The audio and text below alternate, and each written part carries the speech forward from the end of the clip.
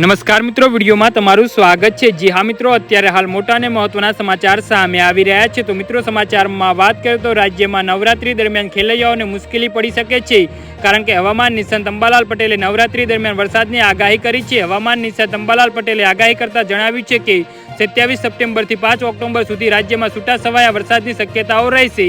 જી હા મિત્રો, અત્યારે હાલ મોટા અને મહત્વના સમાચાર સામે આવી રહ્યા છે।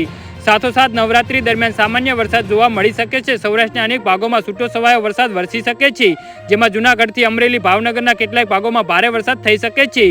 જી હા મિત્રો, અત્યારે હાલ મોટા અને મહત્વના સમાચાર સામે આવી રહ્યા છે। તારીખ 27 સપ્ટેમ્બરથી 5 ઓક્ટોબર હસ્ત નક્ષત્રમાં ગાજવીજ સાથે કેટલાક ભાગોમાં વરસાદ વરસી શકે છે। તેમજ તારીખ 10 ઓક્ટોબરથી તારીખ 13 ઓક્ટોબર દરમિયાન બંગાળના ઉપસાગરમાં ચક્રવાત થવાની શક્યતા રહેશે। તેમજ નવરાત્રી દરમિયાન છૂટો છવાયો વરસાદ થવાની શક્યતાઓ છે। જી હા મિત્રો, અત્યારે હાલ મોટા અને મહત્વના સમાચાર સામે આવી રહ્યા છે, જેમાં પંચમહાલ, સાબરકાંઠા, કચ્છ, બનાસકાંઠા જિલ્લામાં વરસાદ પડી શકે છે। તો સૌરાષ્ટ્રના જૂનાગઢ, અમરેલી, ભાવનગરમાં પણ છૂટાછવાયા વરસાદની આગાહી કરવામાં આવી છે। રાજ્યમાં નવરાત્રી દરમિયાન પણ ખેલૈયાઓને મુશ્કેલી પડી શકે છે।